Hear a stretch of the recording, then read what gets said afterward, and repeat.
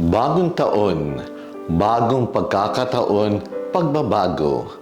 Ako po si Father Eric Arada mula sa Archdiocese ng Lipa at Cura Parroco sa parokya ng Santa Clara ng Assisi dito sa Barangay Santa Clara, lungsod ng Santo Tomas.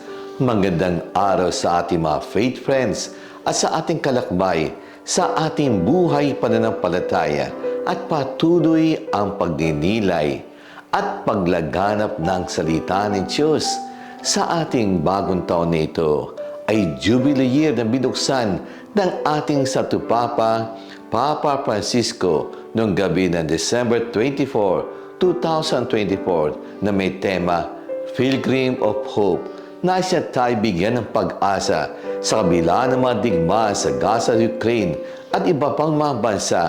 Sa pinagdadaanan nating pandemic COVID-19, sa dulot climate change, mga bagyo at iba pa, kaya din ngayon ay pandaigdig araw ng panalangin para sa kapayapaan. Ipagdarasal natin buong daigdig na magsimula sa ating mga pamilya ang tunay na kapayapaan na galing kay Kristo. Higit sa lahat, ang araw nito na kapista ng Mahal na Birhen Maria bilang ina ng Diyos. Malimit madami bumabating Happy New Year! Bagong taon kaya, may bagong damit, gamit at iba pa. Pero may mas magandang panibagong ugali na maayos na pakikitungo sa kapwa. Bagong pagkakataon na magsimula uli mula sa pagkakamali at kasalanan.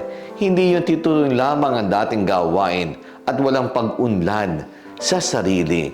Itong diwa ng layunin ng Jubilee ay upang bigyan ng pagkakataon ang mga tao na magsimula muli, makapaghilom at maging malaya.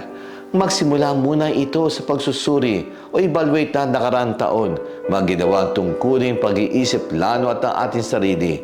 Naging maayos ba ito at maunlari na lamang o dapat kailangan natin baguhin at bigyan ng panibagong sigla at sipag sa mga responsibilidad at obligasyon. Madalas meron tayong New Year resolution tungkol sa ating sarili. Sana tignan natin ang relasyon natin sa Diyos at ang buhay natin spiritual. Bagong taon, Jubilee Year pa, ngayong taon na isang pagkakataon na pagpapatawad ng kasalanan, pagpapagaling at pagpapatawa ng mga pagkukulang. Madalas ayaw tayong mapapagsabihan o turuan sa mga gawain natin sa ating simbahan. At alam natin ito, ika nga, there's more room for improvement. Dapat bukas tayo sa change o pagbabago. Kaya nga New Year at New Self, kung ayaw natin magbago at natatakot o mahirapan, huwag na tayo bumati ng Happy New Year. Habang ang tao ay nabubuhay, ay patuloy ang pagbabago ng kanyang sarili.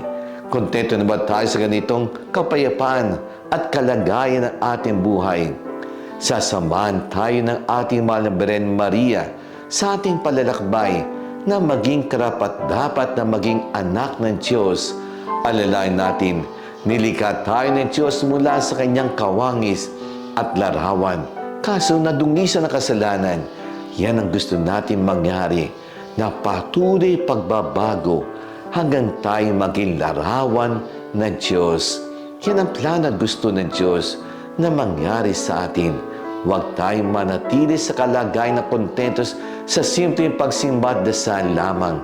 Isipin natin ng pagbibigay ng another chance o pagkakataon ay isang biyaya ng Diyos. Ang iba'y lagi nanghihinayang dahil wala na silang chance.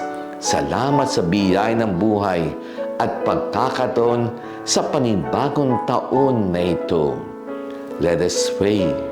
Lord, we look forward to you, our hope, our peace, and our comfort in this new year. As we enter on the unknown of the coming year, we ask for your guidance and wisdom.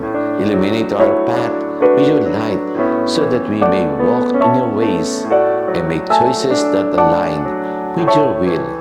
Help us to seek first your kingdom and trust that all other things will be added unto us.